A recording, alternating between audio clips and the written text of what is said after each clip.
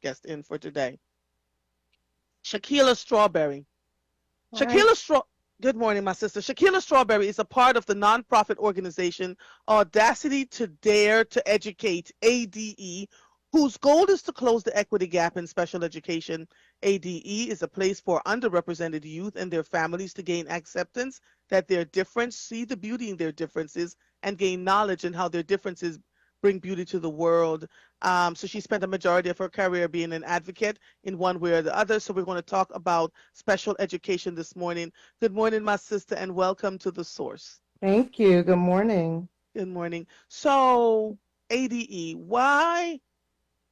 what is the story behind your creating ADE? Because I'm sure there is one. Yeah, yes. So, my child was identified as dyslexic, which is the most common learning disability. He has trouble reading, as well as dysgraphic. So, my child cannot written like he has issues with written expression, right? So, trying to get him to write legibly is also a challenge, as well as ADHD. And so what happened though is during the evaluation process, um, I could not read the evaluation. I couldn't understand it. It seemed like it was in French, even though I consider myself a very educated person. And so I actually made a appointment with the primary care physician who explained all the code words to me and let me know what the diagnosis was. And I even expressed to the school psychologist who literally whispered in my ear, look up dyslexia, look up dyslexia. And I'm like, why you didn't just write it? Right. Like that way I would know. But in case people don't know, dyslexia falls under the umbrella Mm-hmm. of specific learning disability, as well as dysgraphia, and a lot of our learning differences fall under that umbrella. Um, she stated that it wouldn't be an issue, that she didn't write it down, and I just found that not to be the case. Mm-hmm. And it was very difficult to find or even understand the types of services that my child needed because I didn't know what dyslexia was. So I went, did my research, ended up having to get an attorney because I didn't know that the IEP that was provided to me was not sufficient for the disability because Which I is didn't why know. they did not put dyslexia in, Right. because I if they didn't. had they written dyslexia in, they would then have to by law give him the services that he needed. Exactly. Do you see me rolling my eyes over here Yes. talking to me? Because I'm like, they set you up from the very beginning. Yes. And And I so many didn't know. I didn't Yeah, even know don't what feel badly, services. Shakila. Don't feel badly. I had a Yeah. physician who right now I have a physician that I'm talking to whose son is going through similar things, and she reached out to me while my husband was in the hospital, and she says, I don't know what any of these, they use code words. They Yes. don't, so I had to sit there in the hospital and read out his entire thing and let Yeah. her know to check this, check that, ask Yes. him about this, ask him about that. It is very difficult for parents. First of all, Shakila, you are overwhelmed by the thought that your child is not able to learn in a Right. way that society says he or she should learn, right? So let's Right. start there. Let's And start there. then Yes. you sit in a room with a bunch of people. You're the only one in the room for yourself and for your child, and you have all these people. Oh, hi, I am his educational teacher. Hi, I am the psychologist. Hi, I'm the therapist. Hi, and your mind is spinning before the Yes. meeting starts. Then they Yes. shove some papers in front of you and say, sign this to say that you attended the meeting. Am I correct so far? Yes. Oh, Yes. girl. And then after they do all of that, they start speaking to you. Well, he has did it, and they're using code words and a lot of acronyms. I have said this to educators time memoriam. Stop using acronyms and explain to parents exactly what the acronyms mean. The Exactly. fact that that therapist whispered in your ear, look up dyslexia, is a huge red flag. That they Mm-hmm. did not want to put it on the paper, right? But Mm-hmm. you have the right to not sign that thing, but you didn't Mm-hmm. know. I didn't know. That's where Audacity to Dare to I Educate came didn't from. know. I didn't know. And even and I always say, Andrea, even the umbrella of SOD bothers me, right? It's like walking into a doctor and they say you have abdominal cancer. What right? Like, so Yep. they're all the organs in the abdomen. Obviously, you're not going to treat each cancer the same. It would Right. it really feels like that. So Yes. um it was very difficult, like I said, to really find answers. We went back and forth about a lot of different things. And then it honestly came to a point where it was affecting behaviors, which it usually does, right? And so then kept getting written up, things of that nature. Right, this This is the is cycle. making This my is head the cycle. explode. Your So son was set up. How old is your son now? he is 15 now. He's 15. All right. Yeah. Before we go any further, write this down for me, please. Mm-hmm. A.L. Sanders at WURDradio.com. You and I are going to join forces. I think you're doing the right things. You're following Oh, the thank you. protocols and do what you need to do. But I have been following special education for over 30 years. Worked in at the highest levels about it. Understand the codes. I'm going to give you the knowledge that I have so you can Oh, help thank other you so parents. Oh, much. honey, I'm not playing because your son was set up. It is as clear as the smile on our faces. Your son was set up. Yeah, yeah. So, Oh, and I found, Andrea, that that is a lot of our kids, right? And um I ended up honestly going back to school. I was actually in the PhD program. I transferred all my financial aid, went back to school, got my certification in dyslexic studies because I was like, I need to know how my son thinks. I need to know the language that he speaks. And the way special education itself is also set up, it is, I understand why it's hard for our community to latch on because we are made to think that our kids can't learn. We're made to absolutely. think that they're less intelligent, right? Like, and I don't know if that was intentional, right? I don't, but I know that when I would visit schools, right, that specialize in these types of things, the majority of the population was not our kids, and a And lot of the reason for that, Shakila, because let me be very frank and transparent with you. The reason for that is because the white parents, because they go through it too. I've had to advocate for a oh, few of they them. do, oh, Yeah, they, what they do is stand up and say, "Oh, hell to the no! If yeah, you can't figure out how to educate my child, they don't even have to get a lawyer. If you can't figure out to educate my child, then you're going to then tell me exactly where my child would get the best education, and you're going to pay for it." When the mm, school districts hear that, oh, everything shifts and changes. everything We changes. just don't know the words and the language to use We to get don't. what we need because the And law is again, on we our don't side. know the signs ahead of time, right? So one of the things that Ryan Boyer, and I really respect him very much, he was saying how, parents need to catch it early. And while I agree with that, I'm like, we don't even know what we're catching, right? Like, we don't know these signs, especially in our neurodiverse kids. We don't know these signs. So again, when you go out to the specialized schools, you have these kids are starting in kindergarten, first grade, second grade. My child didn't get identified till third grade, right? Ooh, So, yeah, my child didn't get identified till third grade. By the time I finished fighting back and forth, he didn't get placed till fifth grade. Then it was And let me tell you how amazing these schools, because again, if our kids are taught the way they learn, they excel, right?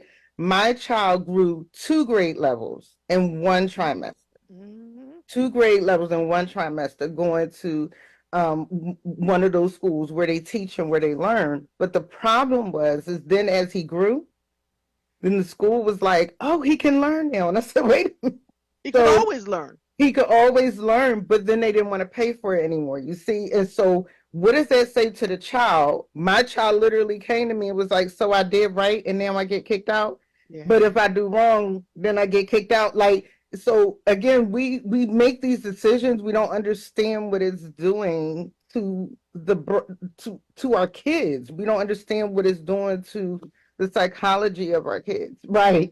Um, my head, Right. because it breaks my heart. Just hold on one second, please. Mm-hmm. You are listening to The Source on WURD, Progressive Black Talk Media, on air and online at wordradio.com. I am Andrea Lawful Sanders. We will be right back with Shakila Strawberry and Audacity to Dare to Educate right after these messages. We see the urgent threat of climate change every day. Tornadoes in Texas, drought in Europe, typhoons in the Philippines. But what don't we see? How the climate crisis hits vulnerable people the hardest, women and girls. That's why CARE helps the world's most marginalized people build resiliency and fight for a more just and sustainable world. You can help. Learn more at care.org/climate. Tune in to WURD Radio this Saturday at 10 a.m. for Saturdays with City Council. Join conversations that matter to your community with your local City Council members. This is Ashanti Martin, General Manager of WURD Radio, and I'm here to share some important information for 2024 voters. Pennsylvania's primary election takes place April 23rd. In primary elections, members of a political party choose who they want to run for office during the November general election. You must be registered to a specific party in order to vote in the Pennsylvania primary election. This year's primary features competitive state-level races, including the Attorney General. So while all eyes and ears are on November, it's important for you to make your voice heard this April as well. Now is the time to check your voter and party registration status. The last day to register to be eligible to vote in the primary is April 8th. For information on how to do this, go to wordradio.com/2024vote. This is your word on democracy. Your vote matters. Our democracy matters. This vignette was brought to you by AARP. Rise and shine, good people. Now, let's get back to the source with Andrea Lawful Sanders on WURD, Progressive Black Talk Media. You're listening to The Source with Andrea Lawful Sanders on WURD Radio. Streaming live on WURDradio.com and the WURD Radio app. Welcome back to The Source on WURD, Progressive Black Talk Media, on air and online at wordradio.com. If you're just joining us, I am Andrea Lawful Sanders, your host, Mondays through Fridays from 5 to 7 a.m. I have the lovely Shaquilla Strawberry here, who is telling a story that's making my whole head blow off my body. I am so annoyed because I have seen it over and over again. And what's going to happen, Miss Strawberry, is that more parents like you, tell me how they can reach you, because I need more parents like you to share their stories so you can start to file a formal complaint against the school district where your son now is. Okay? So you How can they find reach at you? www.audacitytodaretooeducate.org, or you can email me, SHAKELA@audacitytodaretooeducate.org. We are also on Facebook, A.D.E, Audacity Dare to Educate, as well as Instagram, A_D_E Lab. LAB? Yes. And on Facebook it is? A.D.E, Audacity to Dare to Educate. Yeah.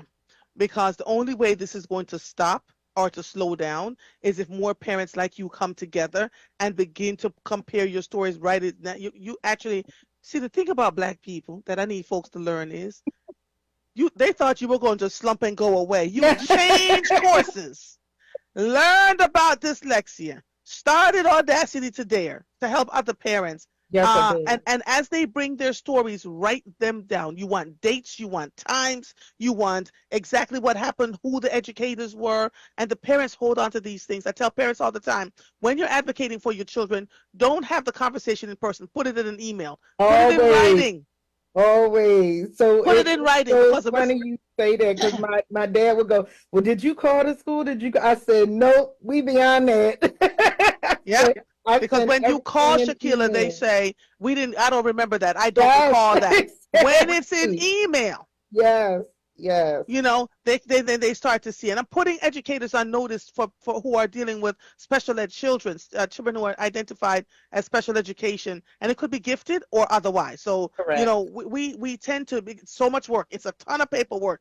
Educators will tell you that's a ton of paperwork. But I know I'm one of them too. So, yeah.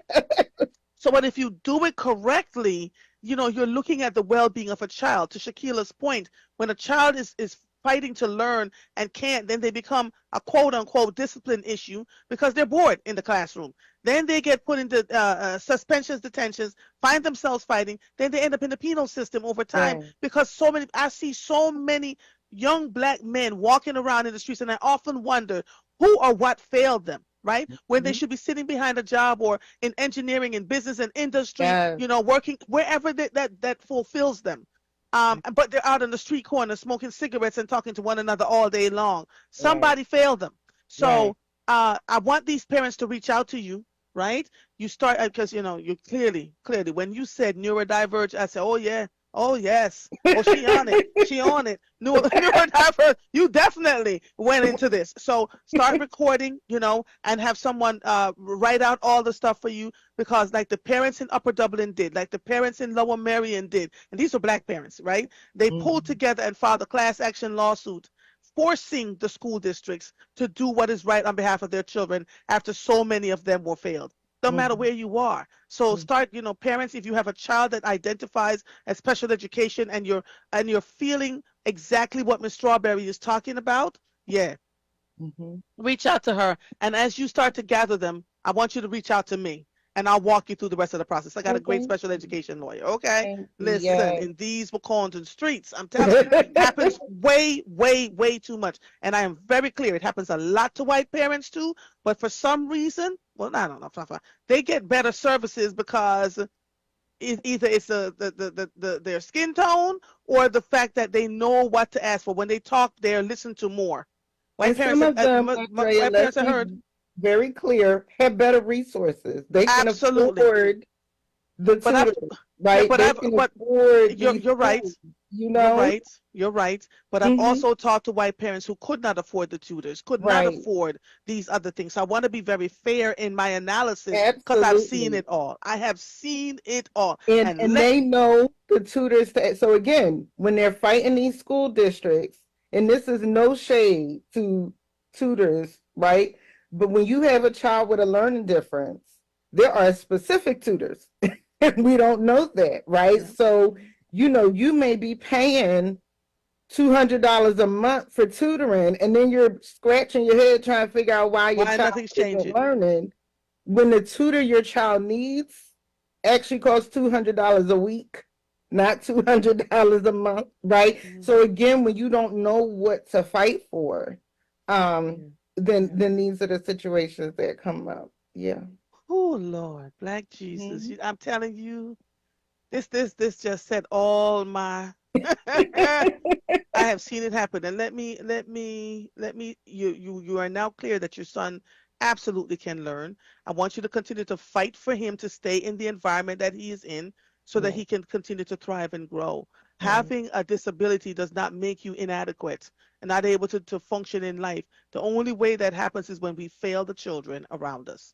And I'm actually convinced it's a disability because we haven't given them what they needed, right? Like, that's just kind of how special education is set up. We don't look for it, to your point, until they're not learning the way we teach them, right? So they're handicapped, not on purpose, because I will tell you that I've met so many educators that simply just didn't know, right? So I don't know that all of it is necessarily done on purpose. But I will say that as an educator, you also have to fight to understand your students as well, right? But it's just been, I just appreciate you having me on. I appreciate the platform. I just want parents to know that we out here and we're trying to help you, and we're providing you with forums and platforms to come and not only tell your story, but to get help and resources to close this gap. Shakila, what is happening in so many schools is that special education students are considered they get on my nerves. I don't feel like going through all of this stuff. And so in the public schools, if you put your child in a private school and they're in special ed, you don't have the same kind of access and resources to the law as if when you put them in public school. That is true. The law protects you. Chapter 16 protects you, right? In the special education law. So this is near and dear to my heart because I have seen it happen over and again. And so for those of you who are listening, Miss Strawberry, thank you. Thank you, first of all. I don't even know how you ended up on this platform, but I'm grateful that you're here. So let's start there, right? Thank you. Let's start there. Thank you for advocating for your child in a way. But what makes you special to me is that you're not just advocating for your child, but for all the children that are out there. That's where you will find your results, right? Because as he gets better, you have to reach back and hold on to the ones that are struggling the way he did. Absolutely. So email me, gonna help you. I'll send you the special education lawyer once you pull together as many people as you possibly can, and then we'll move from there, because it is absolutely criminal. We're talking about the violence in these streets. You want to raise a well-rounded child, educate them. Yes. Give them the proper education. Yes. And when that fails, everybody starts pointing fingers and acting like, this is not happening. Fran from West Philly, come on in quickly. What's up? Good morning, Mother. Good morning, Fahim. Thank you so much for taking my call. Thank you very much for having this young lady on. And what you said, Andrea, in regards to where the child ends up, I'm going to give you a perfect example. My sister had two children. From the little kid, they put my nephew on Ritalin. From there, he grew up to go from the marijuana to whatever other drugs, because he didn't like the way the Ritalin was making him feel. Right now, today, my two nephews are serving double and triple life in jail. Shut up. Right now, today, and we knew that they had a learning disability. When my nephew would be with me, I would not give him the medication, and I would just engage him. But they wouldn't allow him to go to school if he wasn't on Ritalin, and that's all I want to share with you. Thank you so much. Thank you so much, Fran from West Philly. You see how appropriate and timely your conversation with us is, Shakila? Yeah. That's what we're trying to do. Save more young people from going down that pathway. And it's difficult for parents to advocate, to your point, right? Like you, I pivoted and learned, right? What I needed to do to advocate through the system.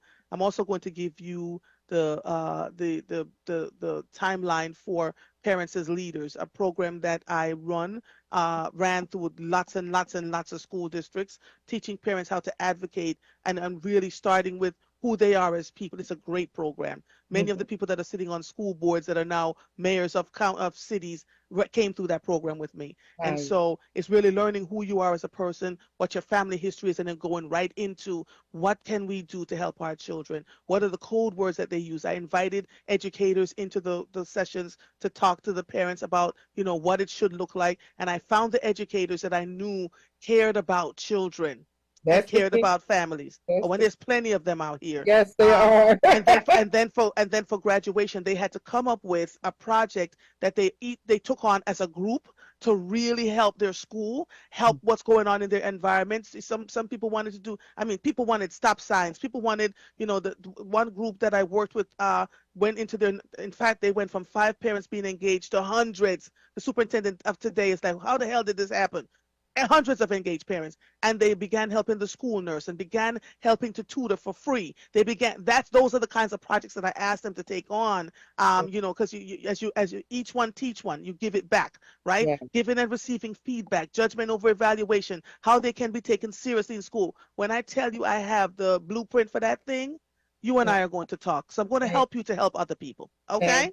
You're welcome, my sister. I so appreciate your being here at 5:30 in the morning. But you have impacted people. I see the comments on Facebook. And so email me, please. Yes. I will support you. Okay? Thank And good luck to you. Not good luck. Blessings to you and your child. You. All right, my sister. Take it easy. All right, bye-bye.